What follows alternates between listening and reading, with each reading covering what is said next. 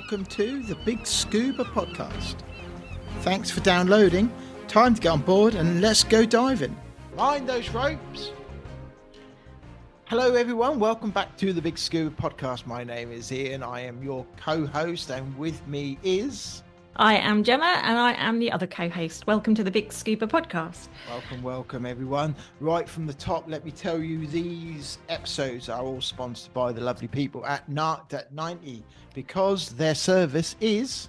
beyond technical. So yeah, have a look at their website and see what equipment and servicing and advice Narked at 90 can offer you.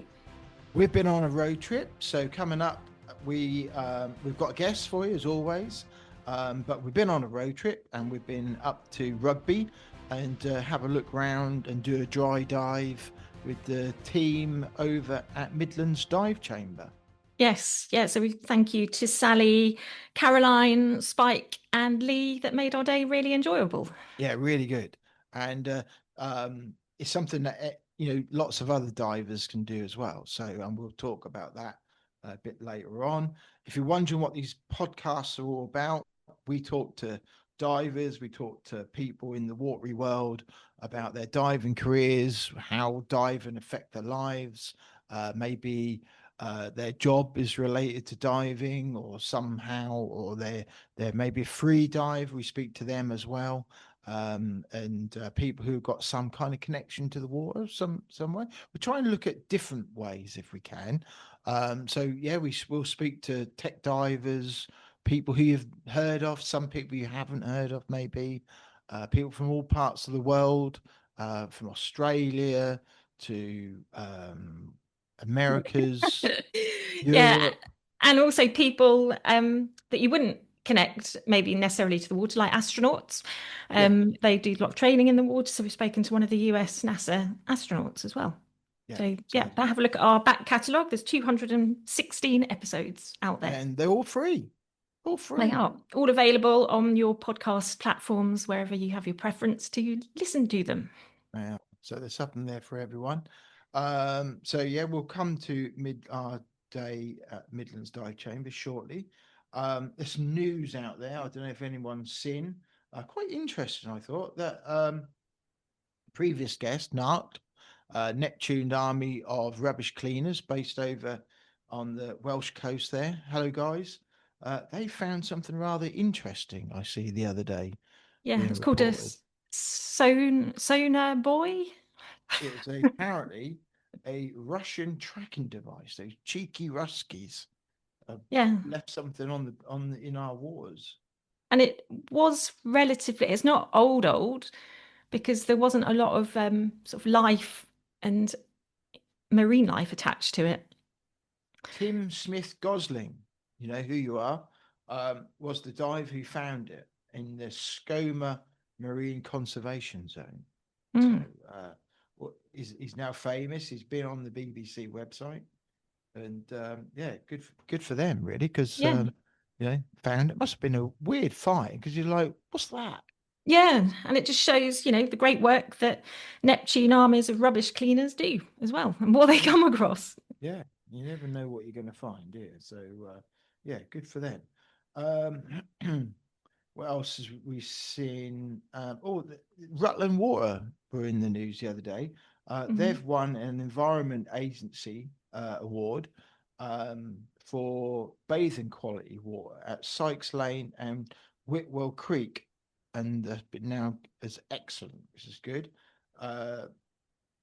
There's a lot of water sports that goes on around Rutland Water, and it's quite local to us, and it's also got a great cycle route around it. It's about 22, 23 miles. Yeah, you often see the Rutland Water Dive Centre at Stoney as well. They're training their divers. That means that the results mean that Rutland Water isn't just beautiful, it's also some of the cleanest bathing water in the country. So there we go. Well done to them. Keep it all clean, good for the environment. Raid, they have they've been on social media big time lately. Got a new app.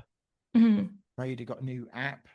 Check them out, especially if you dive with Raid. Make sure you downloaded the new app for them. Updated tech path lots of interesting, fun things on there. So yeah, have a look at what Raid are up to with their new training app. Yeah. That looks quite good. Nitroc analyzer as well. Yeah, it's yeah. But if you haven't heard of Raid, they're obviously another dive agency. There's Paddy, SSI, TDI. STI, UTD, GUE, Yeah, there's a whole host of them. hold on, Professional Scuba PSI, is it? Association, another one. So many, there's loads and loads. Far too many for us to list. So And everybody's got their preference, which ones, they prefer. Some people do you start getting crossovers. political. We didn't mention BZAC. No, I did. Okay. I ticked them off. We can't let that leave out those BZACers. No, yeah. So anyway, but yeah, another app. So British Sub Aqua Club. I've heard another description, which is probably not for this show. Anyway, let's move on. Well, I was in the water last week, and yeah, you had a call. I had a call. Action to duty. Yeah, like Thunderbirds. The call comes in, and I was asked if I could help out our local sea life centre in Great Yarmouth, and that was pretty cool. And not dived in a big aquarium like that before, which I think she said has got about 250,000 gallons of water in it. It's a big aquarium, the main aquarium in the whole place, and in the aquarium. They wanted us to realign. They had some work done to some lights, and the cheeky turtle that's in there is called Noah. I think he kind of barges them sometimes, that moves the lights out of position. So they wanted us to go in there, realign the lights, these like coloured lights and stuff, and also give the glass a clean. I was like, yeah, I'm up for that. Sounds good. Water temperature about 24, 25 degrees, which is right, so I went in my wetsuit, semi-dry. Was in there for I don't know, a couple of hours, I guess, in total. In and out. And but really good. Sophie and her team run a type ship there, really good crew, all friendly. All the animals all well looked after. And what was in the tank around you? I had two we had two manta rays. Not manta rays, they're two mantas. And how big were they across? Probably about a meter and a bit across. Yeah. What's the manta ray that killed Steve Irwin? They're similar to them. Not stingray or stingrays. Stingrays. There was black tip reef sharks. There was a bamboo shark. There was a big nurse shark in there. It was a good 3 meters in there. There was a bright green conger eel that got a bit too close, and Sophie pulled me away. I didn't see it coming. I was moving this light, and she was on lookout, and I could feel her like pulling me, and I was like, "What?"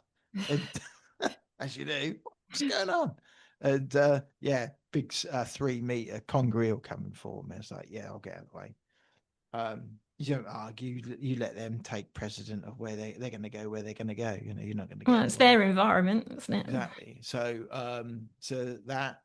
What else? So, bamboo.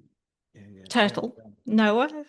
And then they're all fine. The sharks, they just keep they're going around doing their business, minding their own business. They don't want to know. They keep out of your way. But there's a big old turtle in there called Noah, and he just comes around. He wants to be where you are. So everywhere where you are, he wants to be in that space. And you kind of like, yeah, great. See, but because he comes around so quick, and he's got his little beak open because he's not sure where they're a bit like seals, they want to have friendly little nibble at you, see if you're food or not. and he's coming round at you, and you're like, yeah, move along, and you kind of guide him round again. But because he moves quite slow, you don't really see him coming till he's like virtually on you again. And it's like, yeah, round you go again. You give him a little scratch back on his back, and off he goes, and he's happy, you know.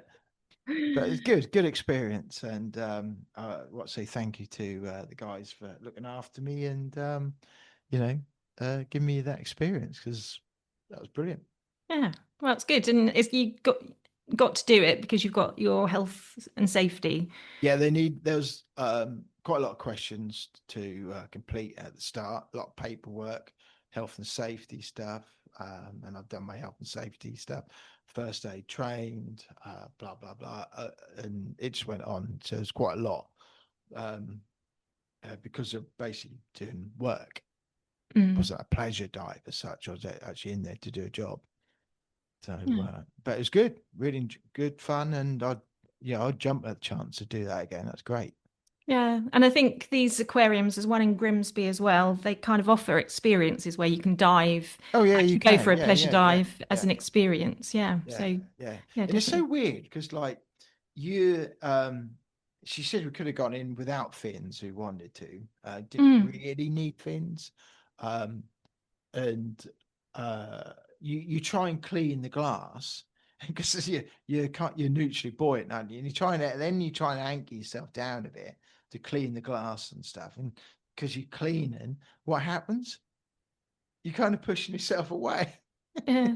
So did you use like a Hoover kind of No, cleaner? it's just like cloth, like big, like plastic, like not a scouring pad that you use on non-stick stuff.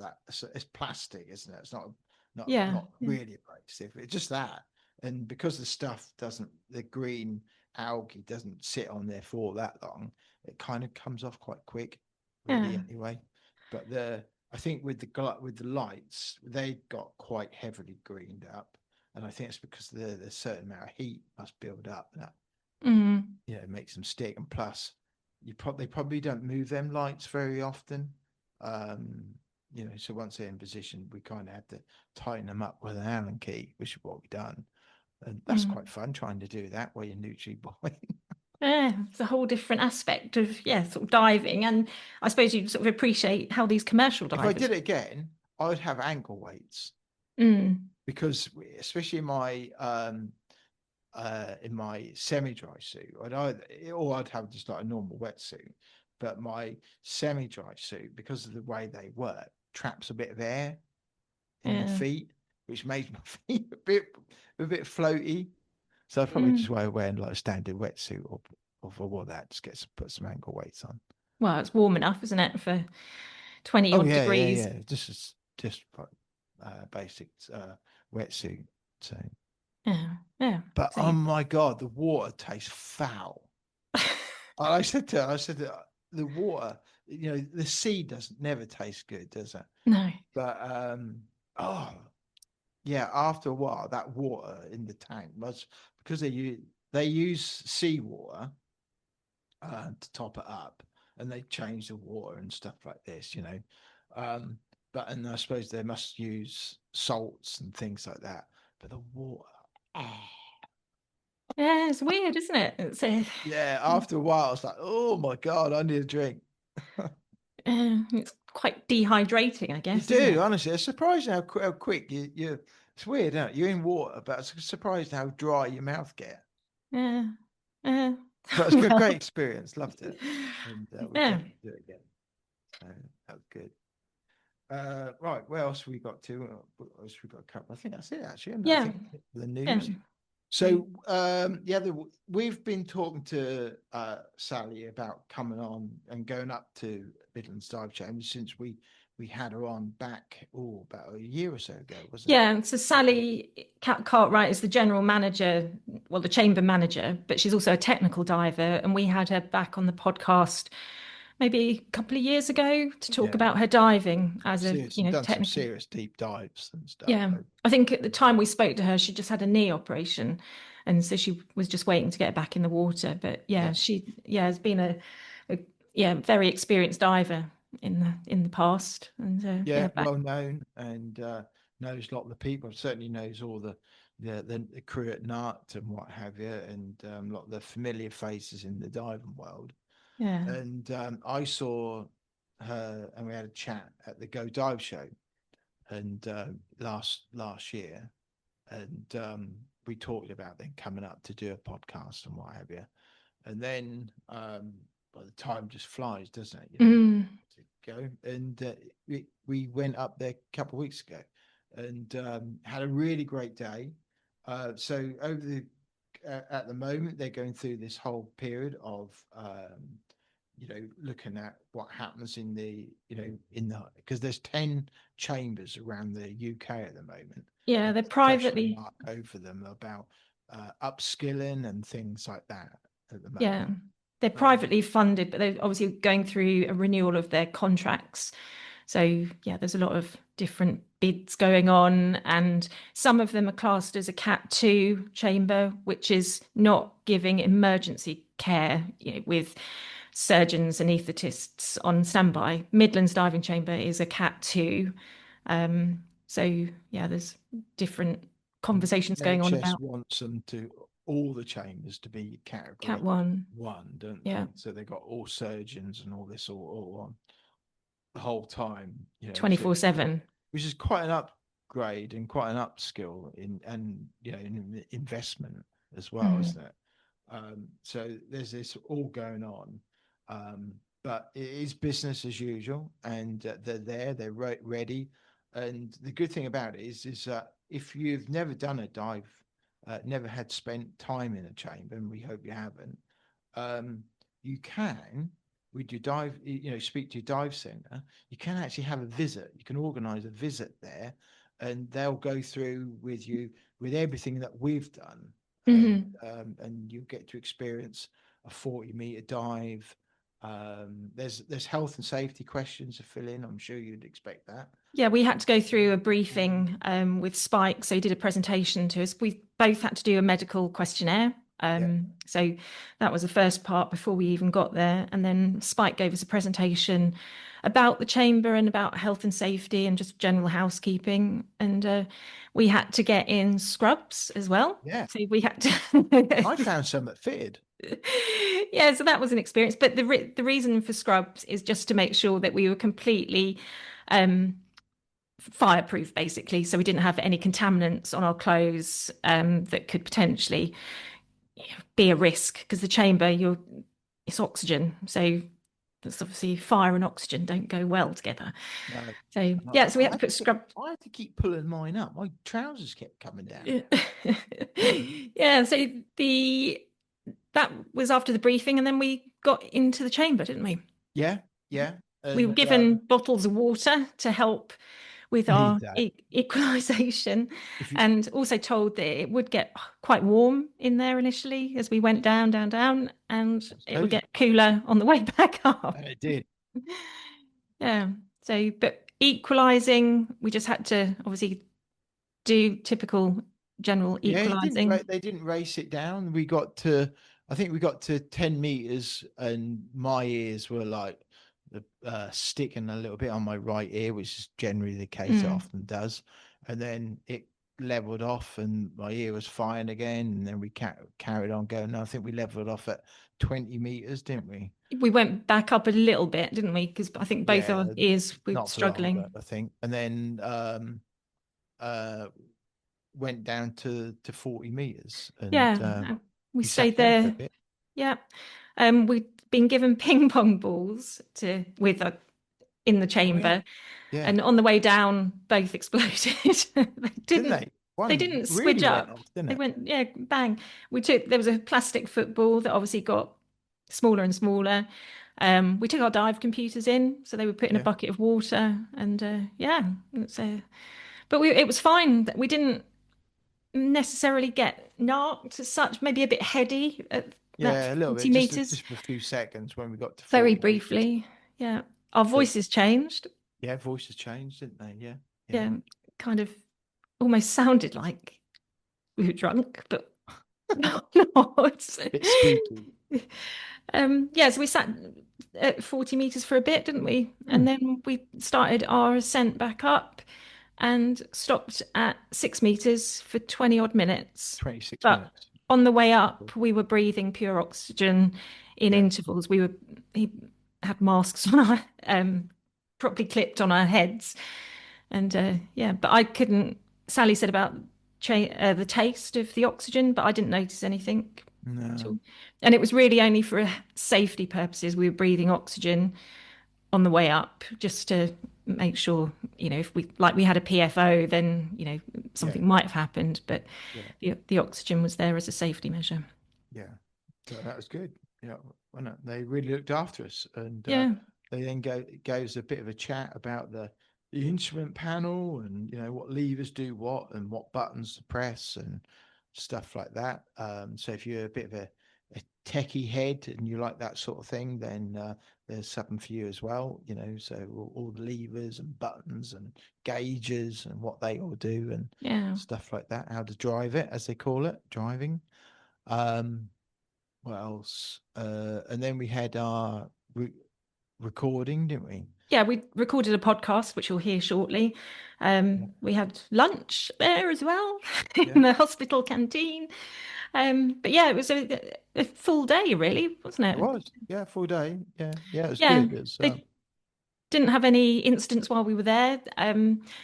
Like Sally said, sometimes it's like buses. They might just get a diver in and then another one might come in for treatment.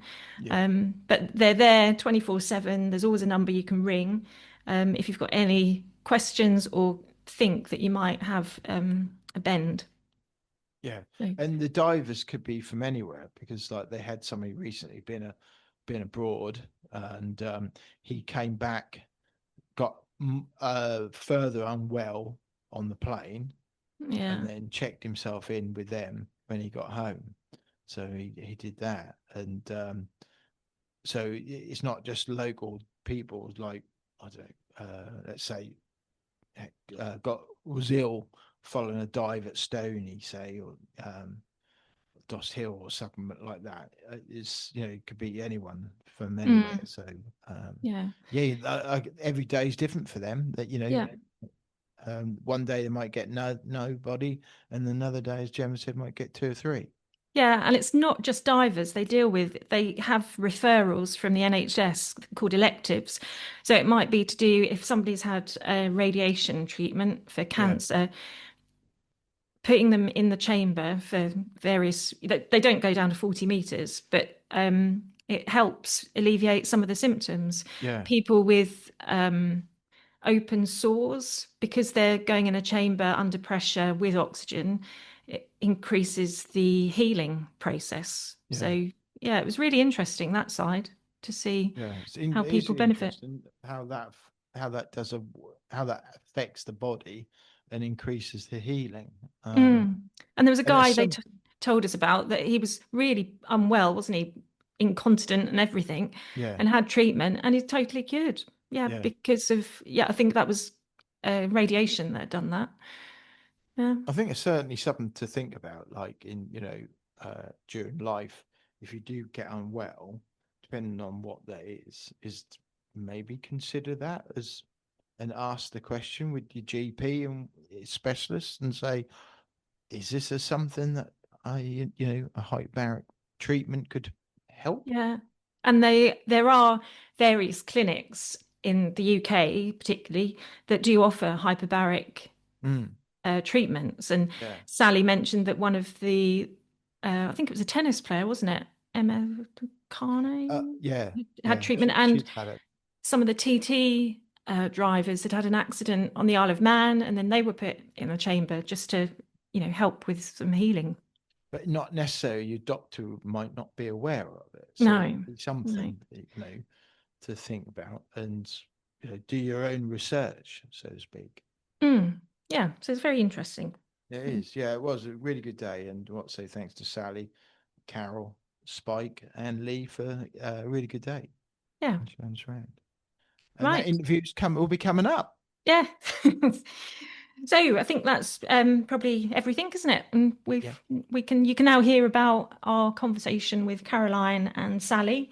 We all sat around the table and went through more details about the dive chamber and about divers and their services they offer. Hello and welcome to the BiG Scuba Podcast. We are at the Midlands Diving Chamber today. Yay! Yeah, we're here with Caroline and Sally, and also we have had a 40-metre dry dive today in the chamber. Yeah. So, Sally, would you like to just tell us a little bit about yourself?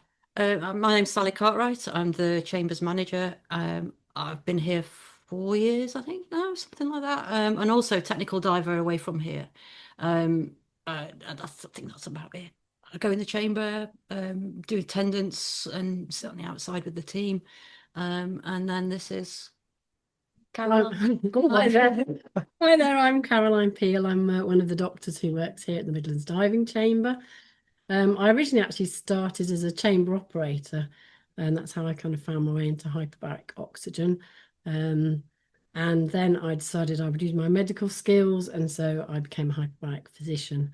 And so I assess divers, I treat divers, and I also hop in the chamber if needed to be. I'm multitasking, yes, but my main role is as the doctor, really. And we should also say that you don't do this alone. There's a whole team of people, and with us, we've met today Lee and Spike. And we had Spike in the chamber with us. You did. You were very fortunate. We had a Spike in the chamber with his very bad jokes. He kept us entertained. We've got bank staff as well. So we've got Mark's full time actually, and there's also Gary and Rachel. She's a nurse as well. She joins in on the team. To work here as part of the chamber team, do you have to come with specialised skills and experience? We can train what we need here, and there are courses you can go on, but ideally it's nice if you're a diver because you understand the pressures and the physics of it. People walking through the door, they're always worried, and if you start talking diver to them, they're happy, they calm it down. So and we understand why they're here, and nobody gets judged. So we should say we're in Rugby and landlocked, fairly landlocked, probably most landlocked in part of the UK, but right near us is one of our favourite dive sites and well known is the Stony Cove. It's only did you say 19 miles away from it? It's about that. It's about 40 minutes by road. And you've got Stony Cove, Dost Hill, Gildenberg, all pretty close around here. So there's quite a few other little dotted sites that people use as well. So and Vobster obviously is within our catchment. Where else is but also we're also very handy. Spring Lakes, they're coming in for their medicals now, so going to go up and see them and have a look around. You should. They've got some really good diving there. I've been there a couple of times then. No, we're also very handy kind of road wise because we've got the M1 here, the M6, so it's Rugby's a really easy place to quite lively, isn't it? Get to. And we can land and helicopters here as well. Yeah, we've got a helicopter landing. So what's a typical day like here? It's sporadic, isn't it? So you can have no divers for a while, and then all of a sudden they come like buses. You'll have like 3 or 4 in a week. Sometimes 2 on one day. 2 on one day we've had in the past, So we just don't know when it's going to happen. They're not blue light situations. People can fly back from abroad and they get off the plane and they're ringing us.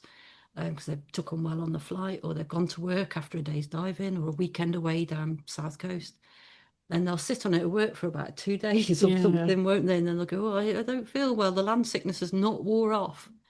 Or someone will say to them, look, actually you've probably got the bend, so pick up the phone, because we're always at the end of a phone. We're open 24 hours a day, 365 days a year, so there's always someone you can speak to.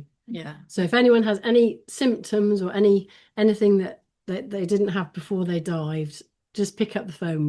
We don't judge people. We're quite happy to talk things through, but please just pick up the phone and get advice, because the sooner you're treated the better.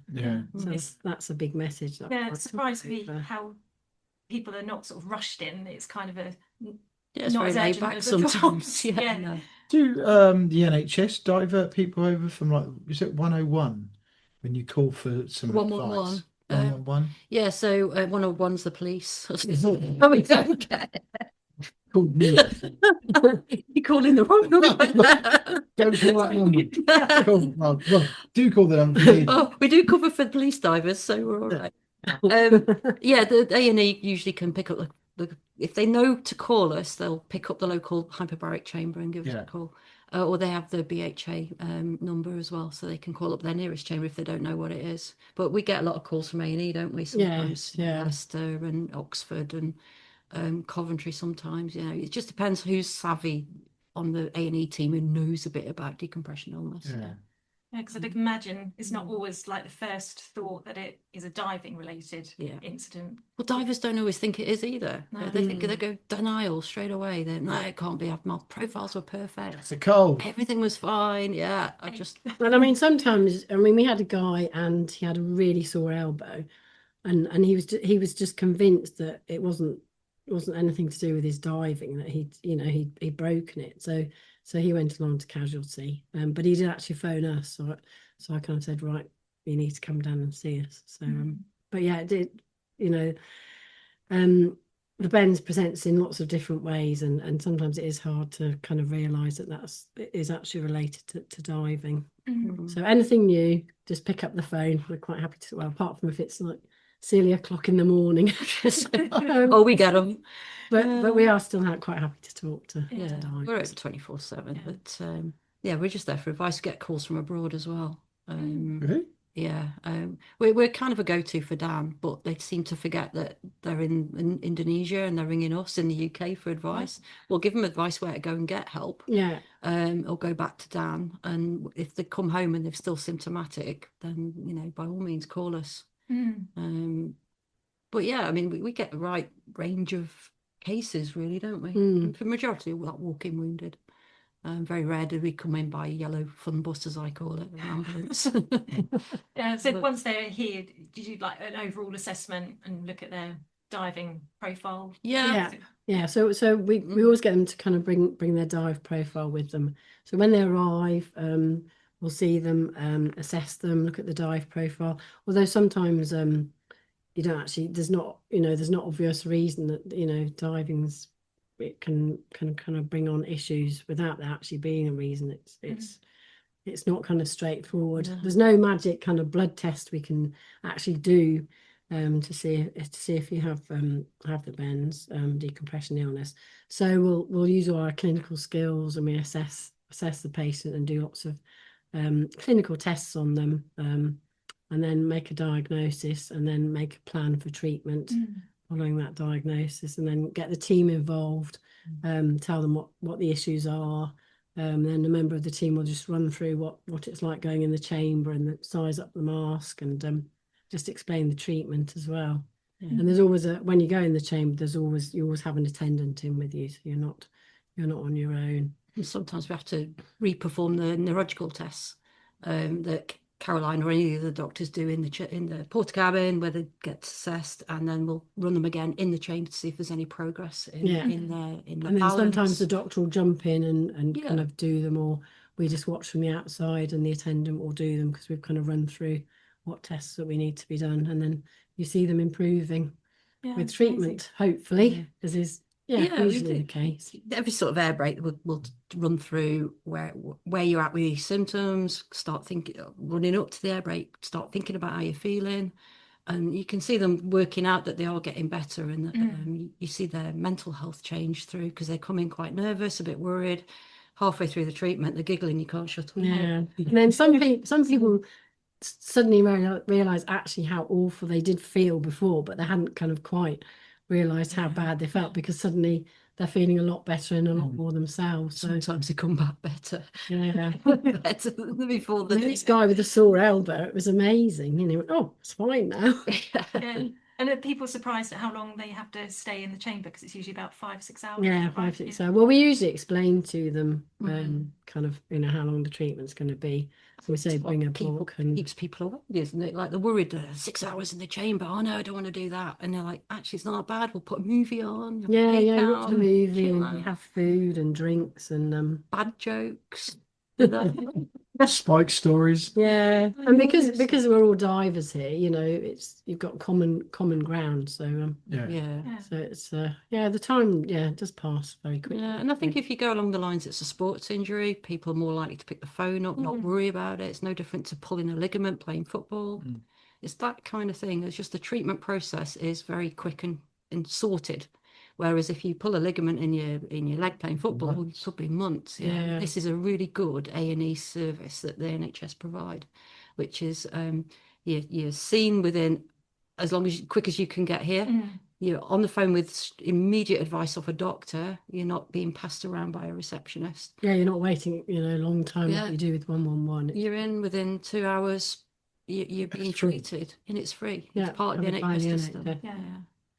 And I think the more we can get that out there and say, stop worrying, it's here. It's not blue light service all the time. You don't always need to be blue lighted in wherever you are or choppered off or whatever. It's a walk-in service type thing. I mean, we tend to ask for someone to drive them in if they're not feeling well, just for safety wise. It's not going to stop you diving. We offer a free return to diving medical after a month after treatment. That's a good idea. So we just say don't dive for a month till you've had this medical, and then avoid flying for usually about 48 hours. Yeah, our priority is to get you back diving. Yeah, people think there's a taboo about getting bent and that you'll never dive again. Attitude, it's going to happen again. Not always. No. It's more of it's a sports injury. Let's get you back diving again. It's what you do. It's what you love. It's good for mental health. It's good for just lifestyle. Yeah. Get back in the water. That's all sorts of reasons why somebody had and it's not always what they did wrong. If they've done something wrong, it can just be something. There's often no rhyme or reason to decompression illness. So no, it's not. This episode is brought to you by Narked at 90, the cutting-edge pioneers in the world of diving equipment. Meet the founders, John Routley and Brent Hudson, who have logged thousands of mixed gas dives over the past 3 decades. About 20 years ago, these experienced technical divers combined their passion for diving and engineering skills to create Narked at 90.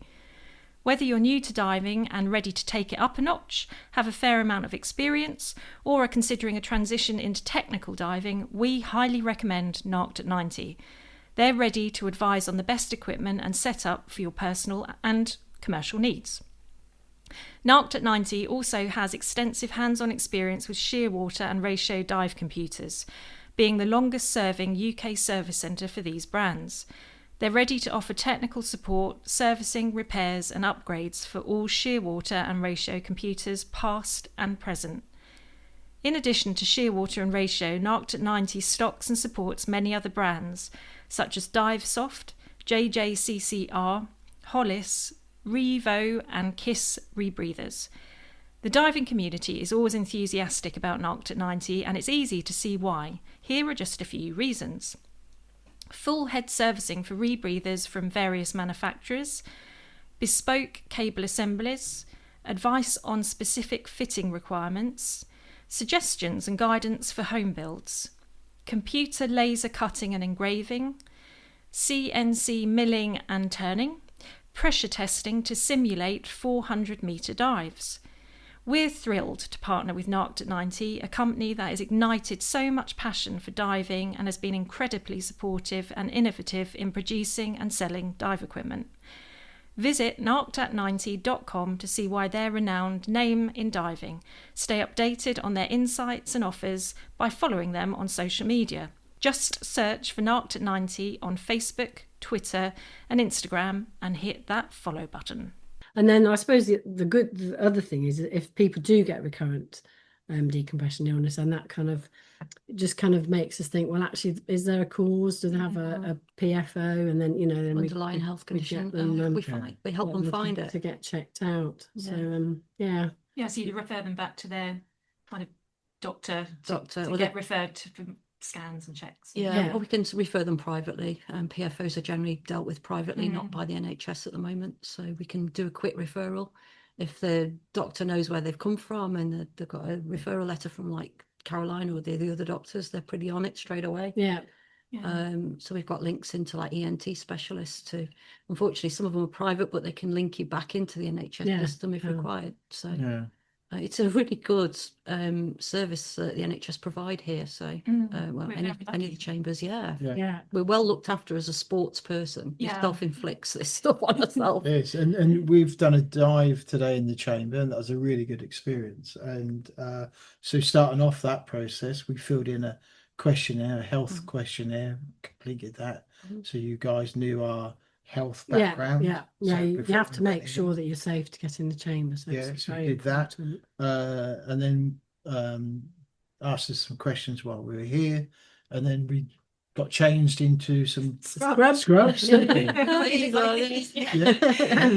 had a really good in-depth briefing with Spike before we even got into the chamber. Our dive computers in, didn't we? Yeah. They went in a bucket of water and we could keep an eye on them. And then Spike had in there a couple of little things for us to like ping pong neoprene that crushed down. Bottles of water. I thought that was a great idea for equalising. Yeah. You know, as we went down, I think we got to about 3 meters first. To safety check, make sure everybody's happy. Yeah, which was really good. Then we got to about 10 meters. And I think we kind of leveled out for a little bit, and then we dropped down a bit further after Spike had checked us to say that we were all okay. We dropped down to about 20 meters. We kind of leveled out again for a few seconds. We went back up again, didn't we? Because some get sticky. And then we dropped down further, and it was weird because I found that equalised and got better as the deeper we went. And that's down to your physics that we're all taught is the first 10 meters are to the pressure. So you do a lot of air clearing in that first sort of 10 meters. So when we get patients who are not divers, their profiles are 14 meters. So you've got to educate them how to air clear. And obviously the descent rate we can go a bit slower, but divers are pretty quick. They know what they're doing, so we don't have to re-educate. And it's a sensation as well. Some people might not have experienced that if they've not been in a sort of aeroplane or it is. If you don't do anything about it, it will. Spike was with us the whole time and was checking on us, making sure we're okay. And we felt assured. It was right. It was really funny how our voices changed when we got to we started talking. It was just like nicking out almost. It was your faces when the ping pong balls went off. This ping pong ball just went pop, didn't it? I know this tiny thing makes this huge loud noise and think, what? I thought he meant that I was just going to be dented, all of a sudden just dent in. No. But no, actually popped. I had mine in my lap and I took it off. I don't want that there. I think the deepest ones imploded was 38 meters. Really? Yeah, normally they'll go in the shallow end. It's sort of between 10 and 20-ish, something like that, because it makes everybody jump, so we have a laugh at it from the outside. But we would like a run of Bucksy when the last ping pong ball will go. And it was a Christmas dive with the staff, and we're all sitting there going, well, all the ping pong balls are done. Next thing you know, bang, it all went off at 38 meters, and we're looking at each other going, oh, what happened there? And it's the last ping pong ball. And we're like, oh, that was a robust one. Well, we tried some Tunnocks tea cakes, didn't we? Oh yeah, that was hilarious. The mallow in the. So I cut some in half so you could see the marshmallow bit. Yeah. And then I kept 2 of them out that was solid, not touched. So when we watched the dive, the marshmallow went to goo because all the air came out of it. And then we tried to eat one and it was just tasteless. You couldn't taste anything.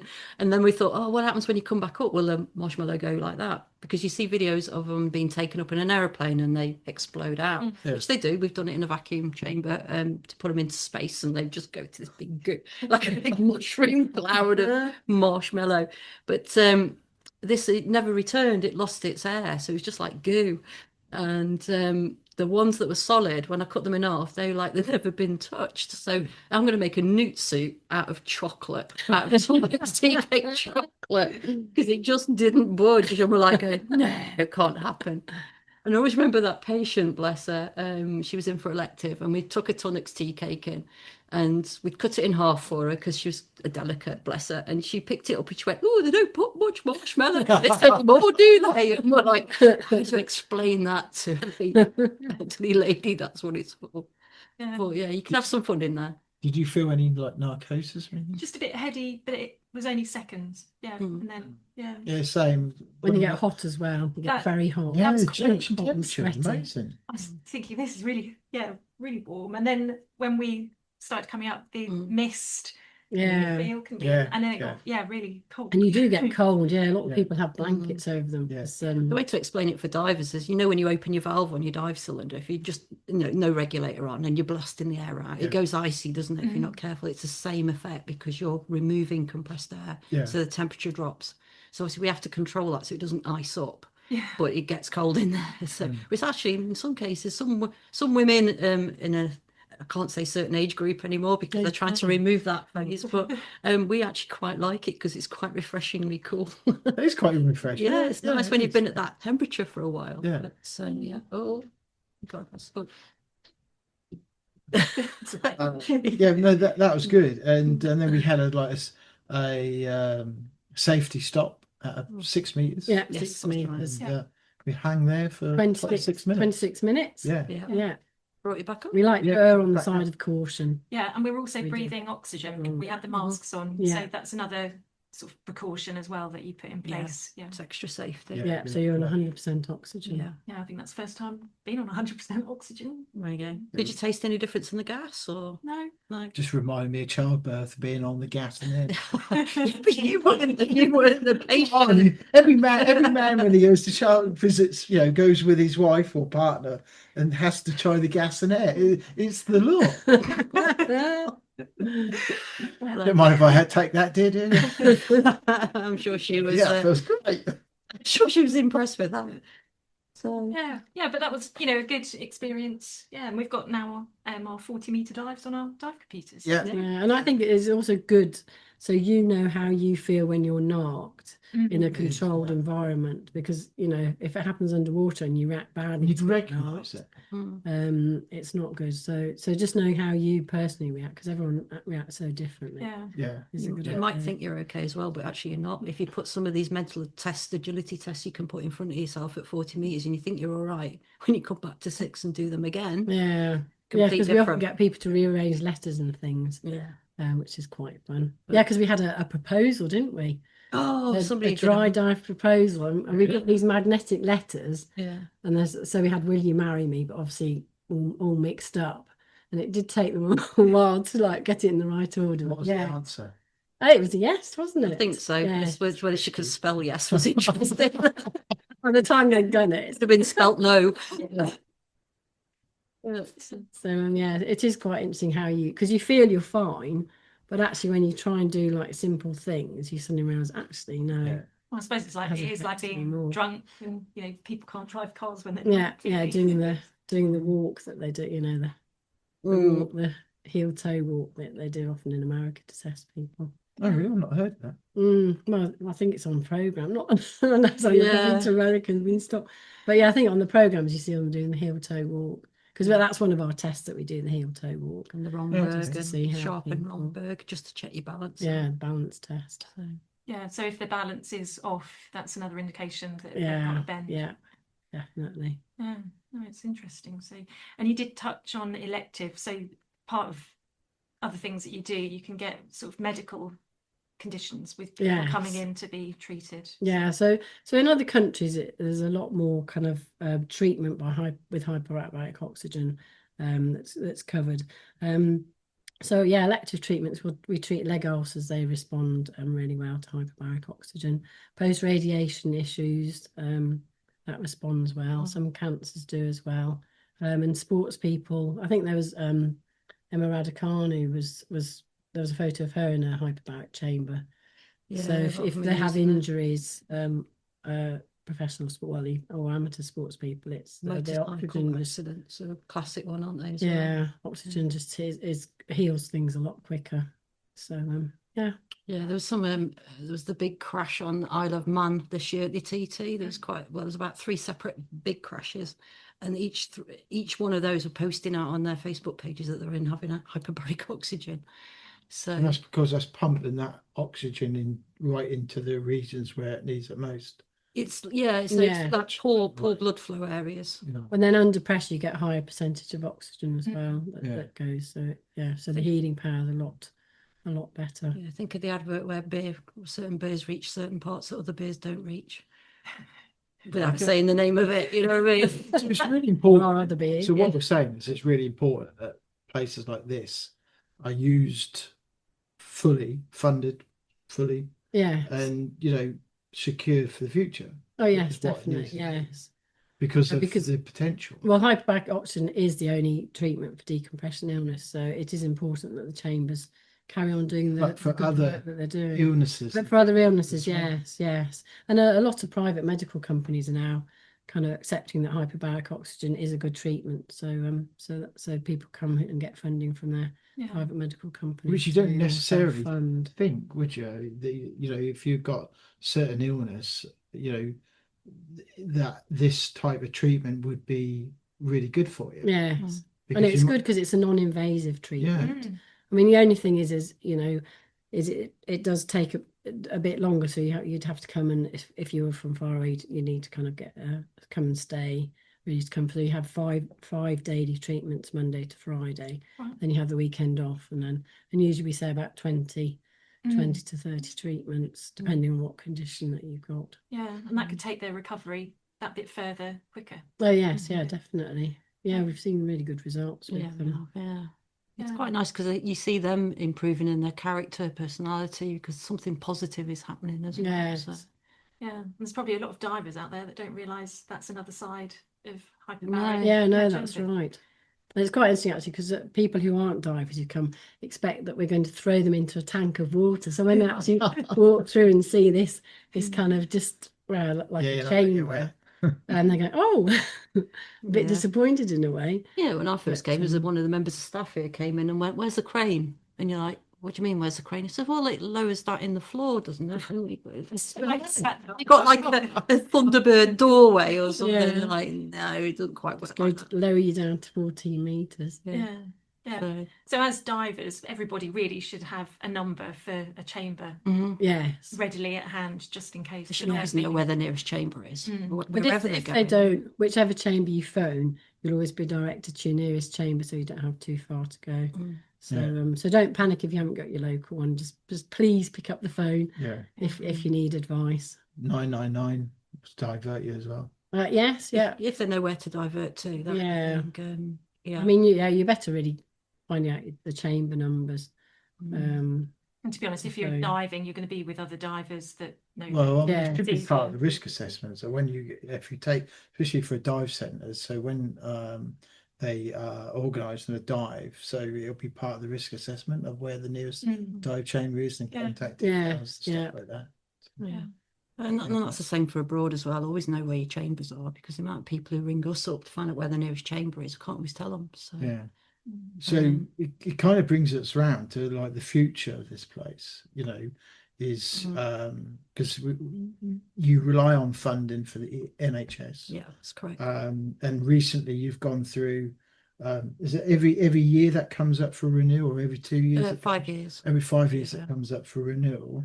And recently they've changed how these are going to be funded and what they expect.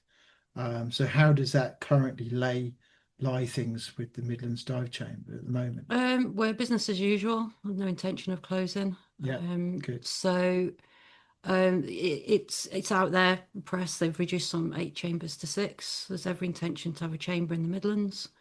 That's as much as we know, really. So the procurement process is still underway. They've not made decisions on some of the chambers. So as far as we know, we're still here. So open for business as usual, which we need to get out there, because we're worried people may not pick up the phone because they think certain chambers are closed. No, the trouble is like rumours. Rumours that are flying around at the moment. So just get out of hand.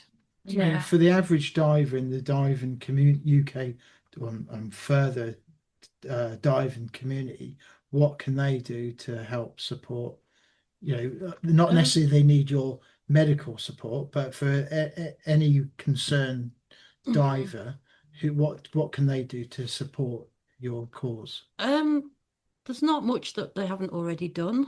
Right. People have been getting in touch with MPs and local, like BZAC have done quite a bit, but there's nothing changed. It's the NHS's decision. Yeah. And they haven't made a decision. So apart from London closing, which was a shame, but yeah. It's just knowing where your nearest chamber is at the moment and just keep in touch with the chambers to find out what's happening. They can keep in contact, call us anytime if they've got any worries. And that's as much as we know at the moment. Yeah. So we're cracking on as normal and for foreseeable. So good. And that's the way, it's the best way to be. it is, crack on as, nothing's changing at the moment. So It's great. cool. Yeah. So, and do you have people that come in for sort of trips? Not trips in the chamber as such, but just for education purposes. Yeah, even if they're not divers. We'll do a dry dive like you've just done. Yeah. And they can divers can come in with a club and set up and have a dry dive. They have a presentation evening. It's a bit of a laugh. A full chamber full of giggling people is quite entertaining for us on the outside. So And then staff at the hospital will often say, "Oh, we're quite interested." So we'll say, "We'll just come up and have a visit, and we'll show them around." we open the door. The door's always open. Kettle's always on. We're quite a friendly bunch in here. If anybody's passing through rugby, please call in. Just have a natter and have a coffee. Just second, you do make a good cup of tea as well. Yes. Yeah, sorry. To be fair. And Always. it's good knowing that clubs can come here because again that's furthering the education and making it not seem like it's a bad thing getting a bend, but how it's all dealt with. Understanding the process. What and we go out to clubs as well and do talks. If they're willing for us to come out, we'll do a club night and go out and do some talks. And we tend the dive shows. We'll do talks at dive shows. We're really open to anything. Training courses, we are looking at maybe revamping that at some point. We also offer medicals, HSC and sport diving medicals. I think that's about it really, isn't it? But Kettle's always on. But we're here. The thing, the message is we're here for divers and non-divers, and whatever. Don't worry about picking up the phone. And what is the telephone number that they need? No, you're asking me. Oh no, where's it gone? Oh, I've got a card. There we go. I need my glasses on now. Right. 07931 472 602. Brilliant. Right. Shall I repeat that? Yeah, repeat please. it. Okay. 07931 472 602. Excellent. And you can find our website as well, which is midlandsdivingchamber.co.uk. We haven't revised this, but I'm just wondering, should we ask them one of our set questions? Just to kind of Why don't finish it? you? No. Now I have. I may have done these before. Have we done some Go on. billboard? Yeah. Okay, so if you could have a billboard, Mhm. do it together or individually. So a billboard that will go out to the whole world. What would you put on your billboard? And it can be a picture, a statement, a video. I can't remember what I said last time, but I think it involved Daniel Craig. He's a diver. Can't remember what I said last time. Probably life's an adventure, embrace it. That would be my strap line on it. So What would be yours? I don't know. Live, love, and be happy. that's typical Caroline. Sounds good. You like that? Yeah, well, we'll put the number and the contact details. Can people email you as well? Absolutely, Yeah, it's yeah, just info at definitely. Midlands Diving Chamber, but there's also a contact form on the website. So Okay. Yeah. Excellent. Well, even if they just look at the website for further education as well. yeah, there's quite a lot of knowing, info on what there. you do. Yeah. Basically, we're here for you. So, There we go. Yeah, please use us. Brilliant. Yeah, well, Okay. we'd like to say thank you for having us for today. Yeah. And, That's all right. yeah, Glad you enjoyed it. Yeah, Thank really you for enjoyed it. coming. Been a really good experience. I think. Yeah, no, that's Yeah, good. right. thank you very much. Yeah, and anybody listening to the podcast, yes, definitely nearest chamber up to you. Yeah. Excellent. Excellent, thank you. Thank you very much. And keep enjoying diving. So we hope you enjoyed that. Again, we want to say thanks to the whole team, Sally, Carol, Spike and Lee. Caroline. Caroline even. I had to get somebody's name wrong, didn't I? So apologies, Caroline. But what I say, thank you very much for the great day, showing us around, and showing us why we need you guys and these chambers in place. And we hope it carries on for the years ahead. Yeah, and it's a great service to have, and it's free service for divers to have in the event that they get poorly. Yeah. So speak to your dive. If you haven't been, speak to your diving centre and or get a group of you all together, make contact, and see and do the same thing that we did, and get your head around what goes on. Yeah, and we forgot to mention that they do medicals there as well. So HSE, preliminary renewal, fit to dive. So yeah, I'll be getting my medical done there, and so they do all that. So that'd be good. If I speak to your MP, I suppose is the other thing as well. I suppose get a bit of support for them. Just remind them that we need these people, we need these chambers open. Yeah, exactly. They've got a huge catchment area. And wherever you are in the country, you need to know where your nearest chamber is. Yeah, that's that. Okay, so we this is going to probably be, this is our last recording before Christmas. No, I think we're going to have probably one more. Yeah. So we've got a couple more weeks, and then that'll probably be it for I can't believe it's near the end of the year. Where's this year gone? I know. Let's say how many episodes we've brought out this year. I know.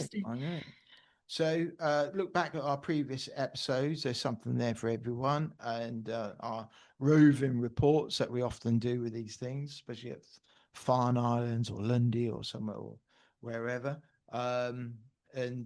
These episodes wouldn't happen so much if it wasn't for our lovely people at Narked at 90.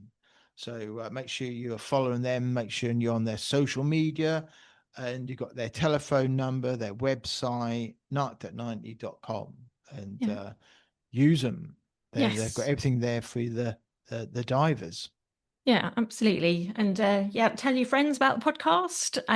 Follow, give us a review, because that also helps. And don't forget, our YouTube channel's out there. So have a look and see some of our adventures and some of the interviews with previous guests, and give it a subscribe. It is all there.